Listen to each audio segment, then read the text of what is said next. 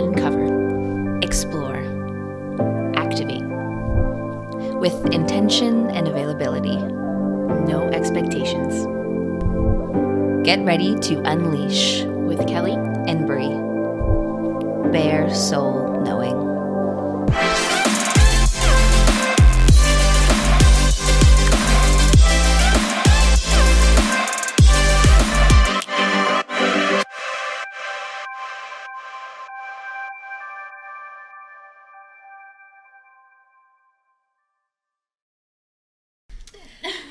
Hey!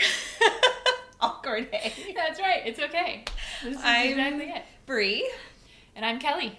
And this is our newest creative endeavor. What is it? That's the real question. That's it. And I'm going to start with a deep breath. Yeah. Because we're essentially jumping off a cliff and trying something new. Two artists feeling a little bit lost in the sauce of COVID. Mm-hmm. Yeah. And on top of feeling lost in the sauce in COVID, lost in the sauce of our own lives as well. And sometimes found and sometimes lost again, and found and lost. And we're both continually working through such intense processes as individuals, as creators, as humans, in relation to others, ourselves, etc. And we find ourselves constantly going to each other for help, for guidance, for someone, a sounding board, a mirror. And it got to the point that I guess we had these intense conversations. We're like, there's always so much gold that came out of it. We should be recording this. Literally, we have been on our own individual paths of, to use more spiritual jargon, a type of awakening, enlivening. I like to just think of it as waking up to more that I have to offer and that life has to offer me. And we knew each other in a moment of time, and then sort of went away and continued to nurture and cultivate these newer pieces of ourselves. And then about a year ago, a year and a half ago maybe. Yeah, we realized how much overlap there was, and as Bree said, how much of these conversations we were able to have so candidly, so transparently. And we literally said maybe 8 months ago, towards the beginning of COVID, wow, someday, at some point in time, I think it might feel really right to get in front of a camera or just record our phone conversations. Yeah, we hadn't even gotten to the point of getting in front of a camera. It was just like, and whether it was recording for others or just for ourselves to go back to and remind ourselves of what's been said and the journey and the growth and all of that. And yeah, it's been fascinating because we both come up against so many blocks and stumbles towards this. Like the amount of times that we've tried to actually sit down and make this day happen. And for multiple different reasons, it didn't work, and the timing and blah, blah, blah, and all of that. And as you said earlier, we've just decided to jump off a cliff because you're never actually ready. And as two control freak perfectionists, we always want to be ready, and we want to be perfect before we do anything. We need to rehearse for months, or we need to know the steps, know the words, know the language, and have the perfect script, and know how it's going to present and how it's going to be received, and all of these things that, like, even as I'm sitting in that energy for those 10 seconds, like, I'm sweating and I'm stressed and I'm anxious, but like, I don't know about you, but I was living in that land 24/7. Yeah. And the beauty of COVID for me has been the ability to slow down, breathe, and feel, because there is nowhere to go. Mm-hmm. There's nothing to do. The pressure and intensity of the hustle lifestyle that we've always lived and all we've ever known doesn't exist anymore. So we can't use those kind of like scapegoats and escape mechanisms to run away from ourselves and what we're feeling and thinking and dealing with. And we've had to actually sit down and face and breathe and feel.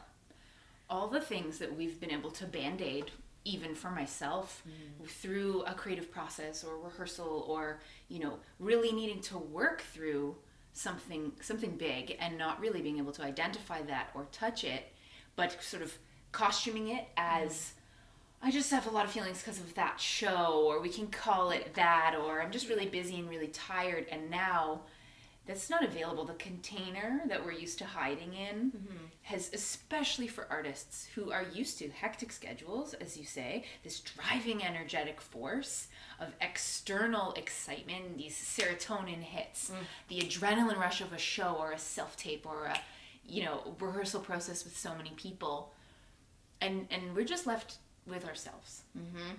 And so that's dangerous as it is. Dangerous is maybe not the right word, but it's scary. It's very scary as it is, especially for artists.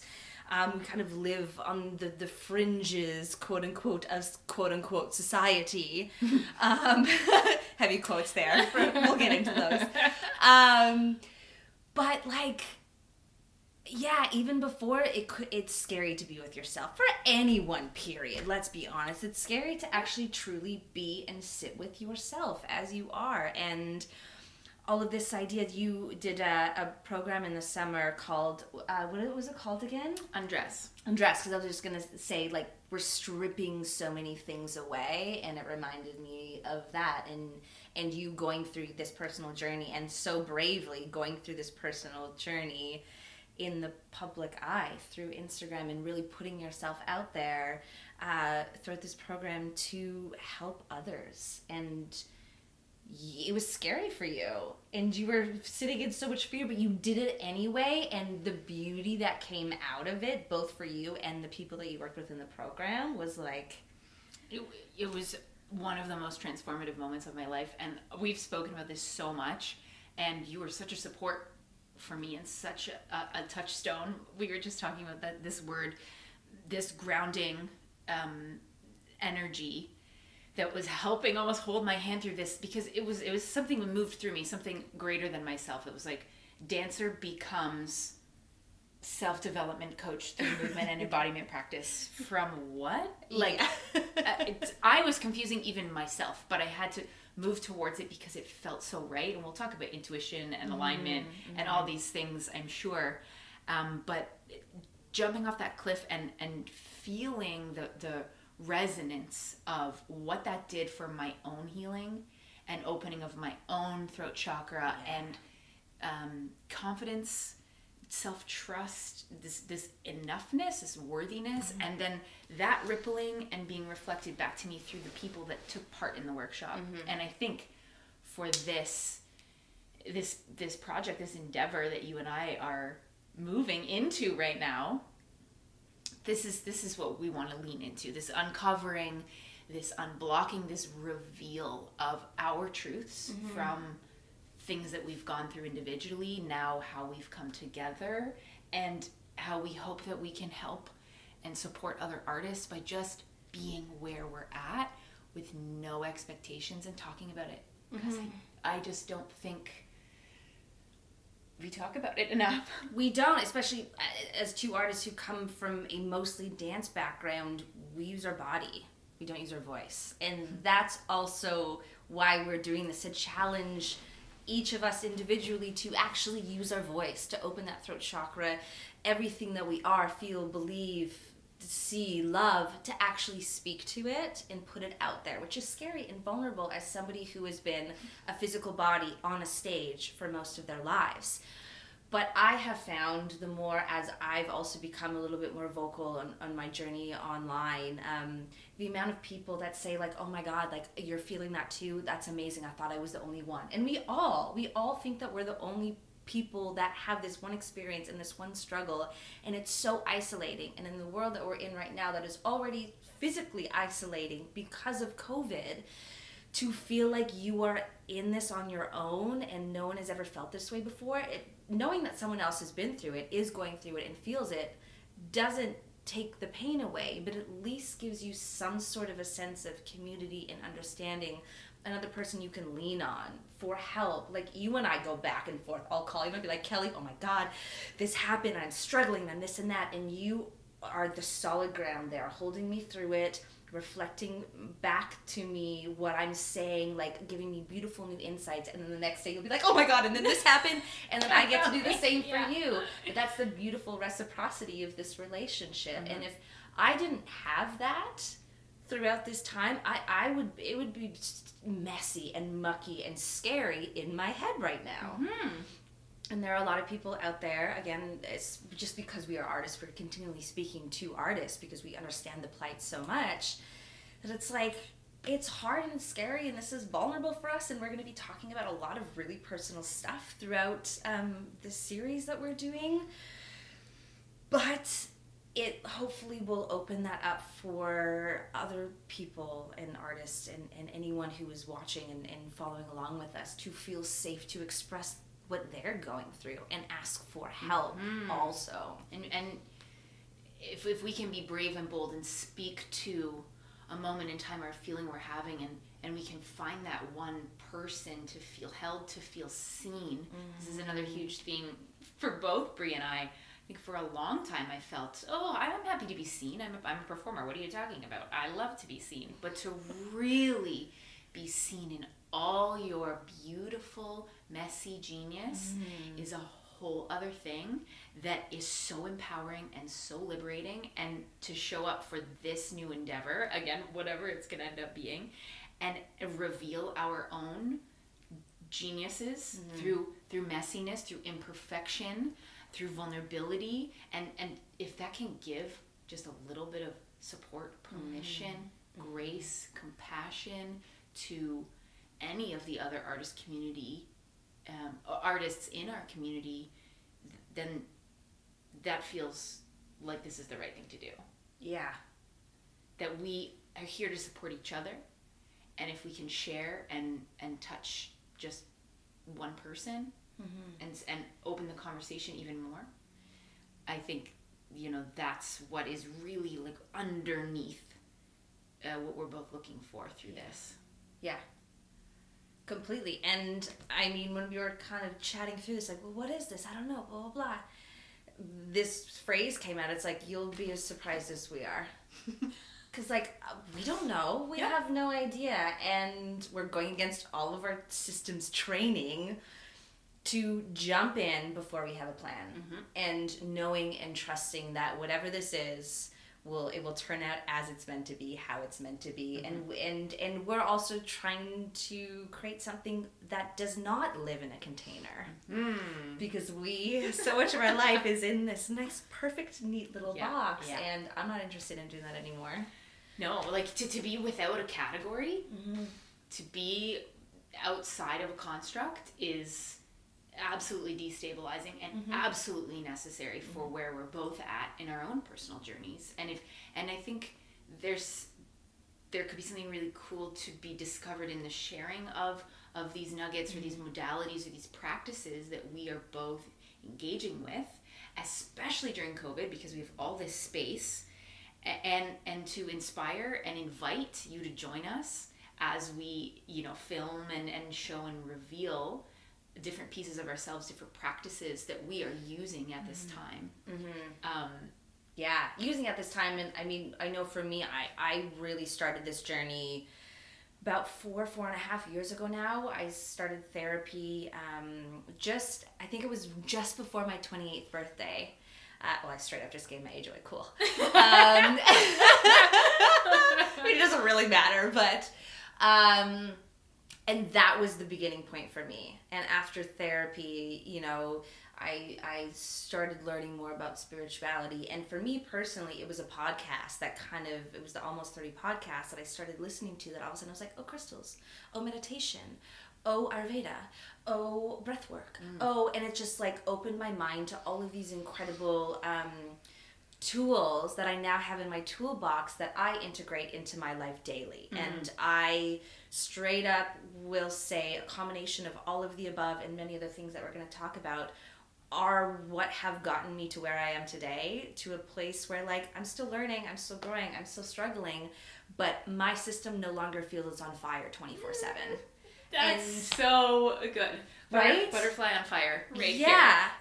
Yeah, it's like my external life probably doesn't look that much different than it did 4 or 5 years ago, but internally I feel like a completely different human. I can breathe, I can sit, I can be, I can relax, I can know if I'm like, oh my God, this is happening. I'm like, hold on a second, let's check in what's actually going on. Is this a reaction to what's happening now? Or is this a reaction to something that happened to me when I was an 8-year-old and it's just resurfacing again? So that's kind of like a very brief overview of my story and how I got here and why I think it's like I kind of feel like I'm at a point where I can start sharing some of that, knowing that, again, it could be extraordinarily helpful to somebody. Even if you're like, you watch 10 of these and you're like, crap, but one thing, you're like, oh, hold on a second, that inner child work, that's really interesting. I'm going to look into that. And that could be the door into this journey for you of your own awakening and self-exploration. And yeah.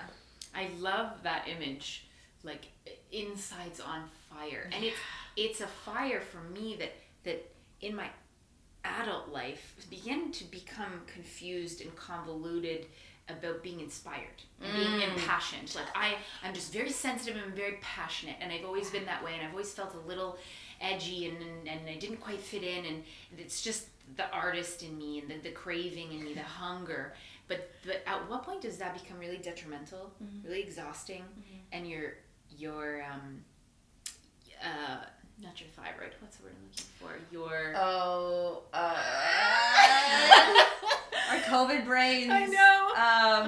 Your it's on the adrenals. Yes, there we go. Right. At what point do you hit that adrenal fatigue because you are literally, to speak to what you're describing, in this trauma response of fight or flight or freeze or fawn was one that. Oh, I haven't heard of that one. So the 4 F's, there's actually a book, and I should get maybe if we have some notes. Yes. At the bottom of this, because they do that in podcasts. So like, refer to the notes. We're figuring it out. That I will write down, we can write down what book this is that I'm referring to, but it's the 4 F's. And it's recognizing when your body is trying to go fight, flight, freeze, or fawn. And the most interesting part that I think my body was stuck in through most of my 20s was that if one doesn't work, you go to the next, and then you go to the next, and then you go to the next, and then when all 4 are used up, and it's just like you're just raging, like your body again is explosive fire, and you just, for me, it was just you hit the wall, and you just, how hard can you push until you realize that thing is solid, and you ain't got nowhere to go but to just fall and surrender. And acknowledge the like fight that good fight. There's the quote, no pain, no gain, fake it till you make it. All of these things that ask us to abandon self and to stop listening to those inner cues. And so I think for me, like I dabbled in, I've struggled with mental health through my mid-20s, and I also began therapy when I was 26, and I was like dipping my toe in the water because it was necessary for me to even just function. And then about 29-30, I felt this need, this non-negotiable calling to stop running in this hamster wheel where I felt I was going nowhere. And I kept thinking to myself, there's more in here. There's more in here for me. There's more in here to give. I want to help. I want to heal self. I want to heal other. I want conscious, beautiful friends, community. Like, we have one shot here. And so take the mask off, like undress, as we said. Let's just, because what are we waiting for? And then it was like, you pull the edge of the ribbon and the whole thing, and it keeps unraveling. And it's like some days, like for example, this week for me, and bless Bree's heart, is listening to me yammer on all week. I just, the frustration of why does the same thing keep showing up? I'm frustrated of my own conditioning. I'm frustrated of my own programming, which, just to give everyone permission, is not our fault. And there's actually nothing we can do, and it's beautiful. Yeah. Because it's our stories. Yeah. And so the more we're sharing here, we hope that invites and gives compassion to everyone to really, look in, especially right now during COVID, and just love yourself a little harder. Love yourself a little deeper. And be gentle with yourself. That's something that I know, like, my therapist always reminds me. It's like, more compassion and be gentle with yourself. Because, again, it's like, love yourself harder, this and that. Right, like, interesting, the language that I just used too. Love yourself harder. And we do that. Like, language is so powerful. So you're like, yeah, I just need to dig down and love myself harder. But it's like, ooh, you know, it's like, just flick the switch. Self-love today. Yeah, and the idea behind it is good. The intention behind it is good, but that intensity of it and the gripping and the strength versus just like the allowance, the breath, the compassion, the being gentle, the knowing and understanding that, like, even however 5, 6, 7 years into our journeys, we still have weeks where, like, oh my God, is this ever gonna end? I'm in the tunnel. I can't see the light. Help me. I don't know what to do. And it really does never end. It just, it's light, it's dark. It's light, it's dark. And, like, you just learn to ride the waves a little with more ease. I think. I don't know. We're still getting a little easier. But, I mean, the cool thing, like, it is Pandora's box to commit to self. I think just sort of, like, contextualize or maybe be like succinctly say it's like this self-development precious treasure chest that if you are curious, if you feel like there's something in you calling you to any of the things that we're talking about, like, we open that precious chest that is all yours. Like, it is so ours, which is gorgeous because there ain't nobody like you, unlike us, and we have our own, you know, imprints and fingerprints. And once we open it, we'll be surprised what we find. And some of it's so beautiful. Yeah. Some of it's so special. And some of it darker, uglier, more difficult. The ebb and the flow, the good with the bad, the light with the dark. We talk about this all the time together. You sing the pendulum to joy, more capacity for pleasure, ease, compassion, more capacity for sorrow, sadness, grief, pain, anger, heartache, rage. anger. Yes. And there's no dirty emotions. Yeah. And that's what we do. We open this treasure chest, Pandora's box of self, and we just go through the muck and the jewels, and we find it all, and that's it. It just keeps coming. There's more and more and more and more, and it's quite profound to know yourself in this way, because then you can offer more of yourself to others and to those that you love. And what more do we have to give than all of self?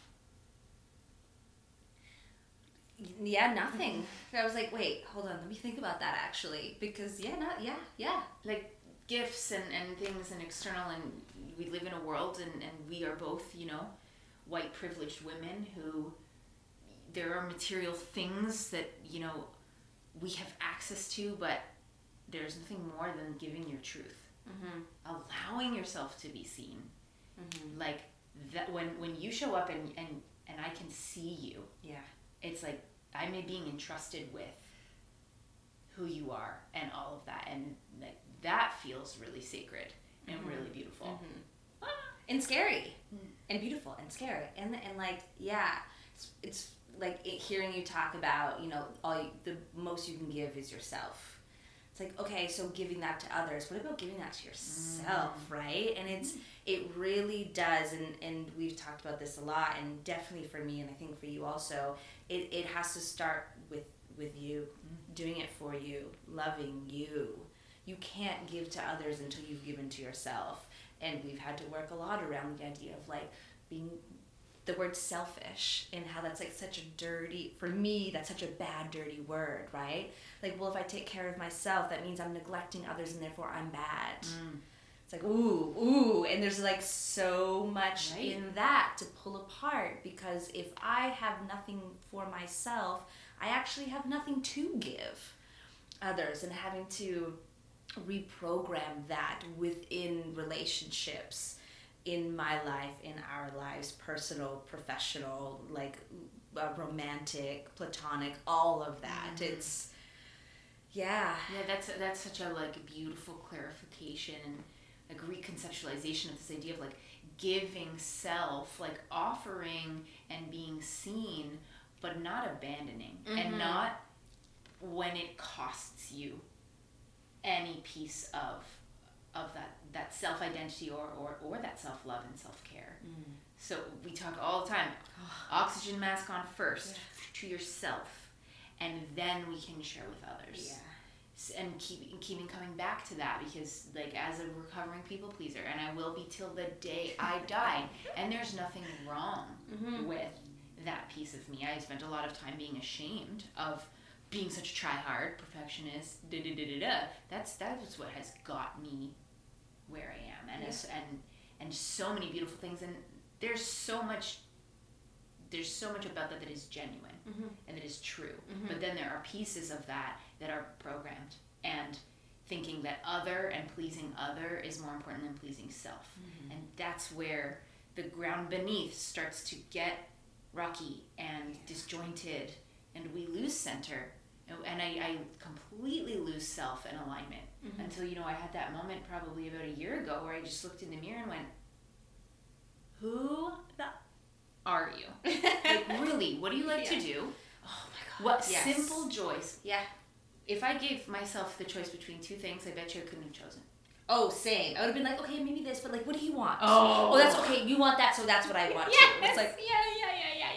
As women in our 30s, the fact that like we can't even make a choice and connect to what our preference would be, like blue or red. I'm like, well, blue fits this, but I kind of like red too, but I don't know, blah, blah, blah. Totally. But it's like, oh my God. And the fitting in and the approval and the validation and the being like other. Like I always wanted to match my best friend or wear the same thing as my brother when I was little. And it's a beautiful thing until you realize that sense of self has been lost somewhere along the way, because also as dancers growing up, given the choreography, you put in a costume, dance these steps, look this way, this is your story, go.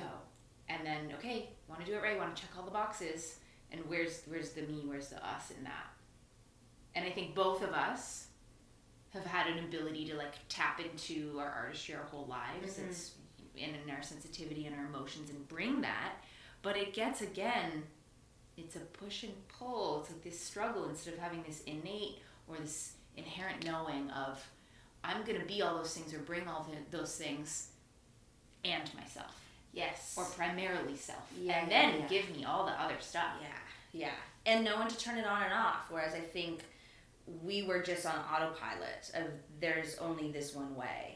Whereas like, okay, so you are one of 10 in a chorus on a stage. Yeah, sure. You look like everyone else. You take the choreography, don't you this, like that's what you do. But you step off stage and you become your full self afterwards. Whereas I know for me, I was still I was walking around life as one of 10. Right? Instead of... That's a great metaphor. Yeah. Oh, thanks. Yeah, it's so true. Just hit me.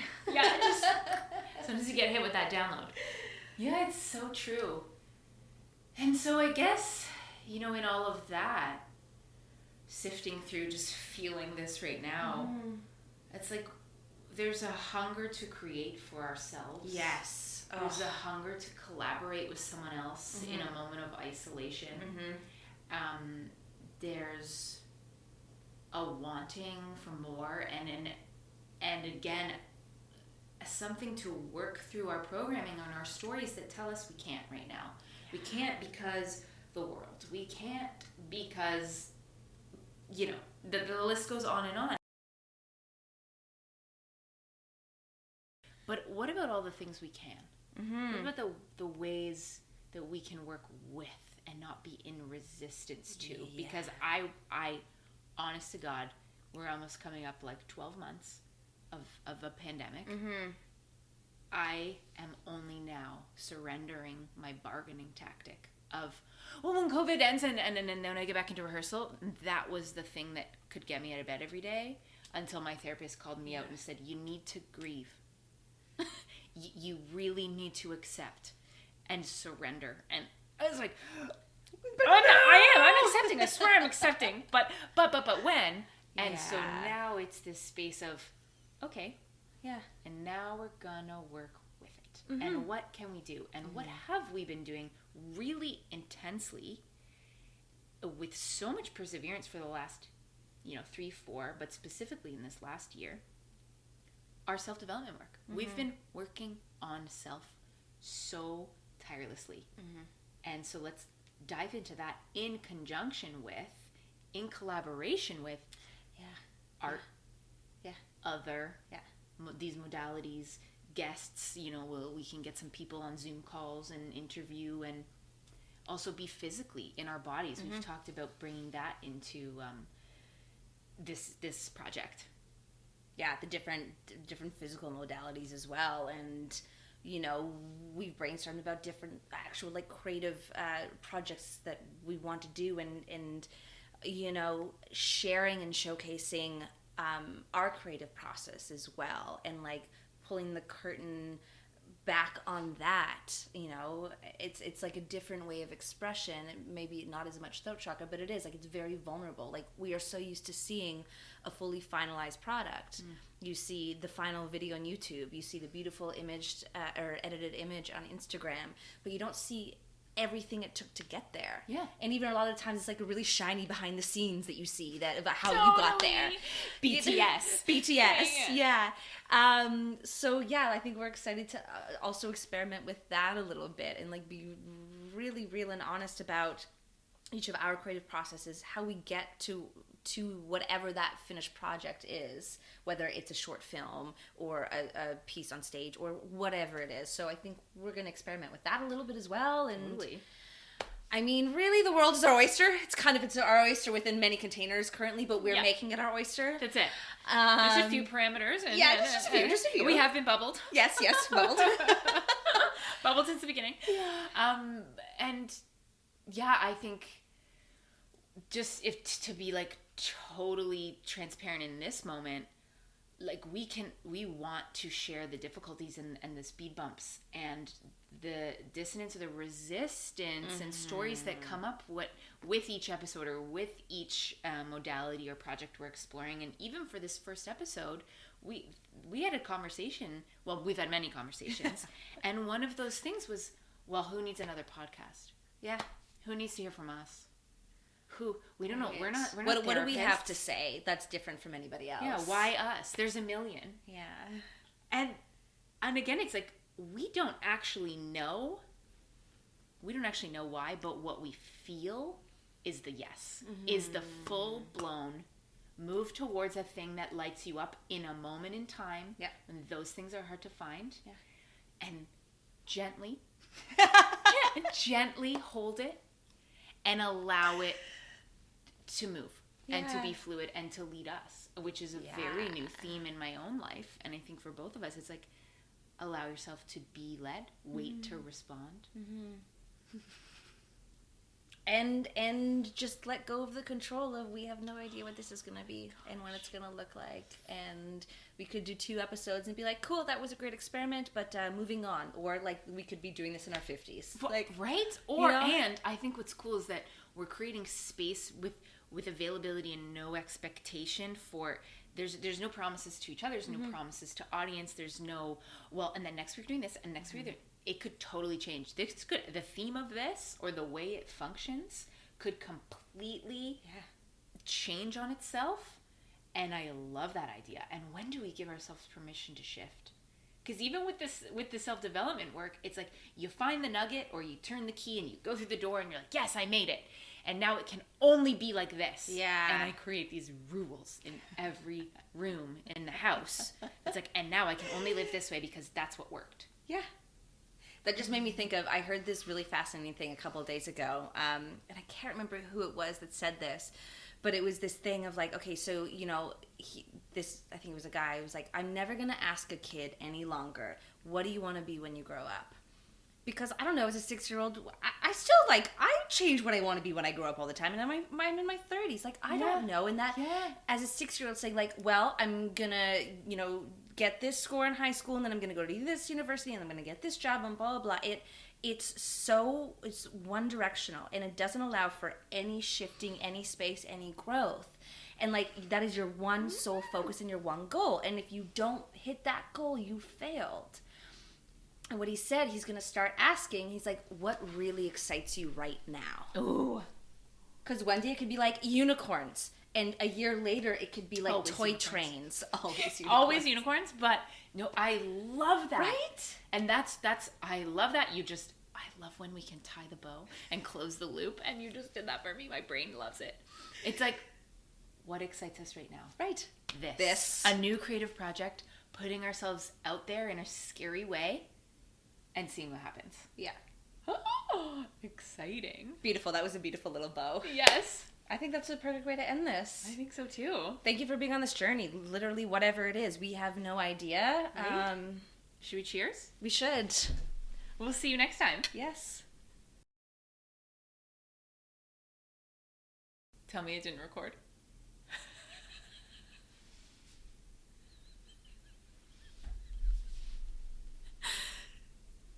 Did it die? It just wasn't recording. Okay, well, we have so- audio. Oh, wait, actually.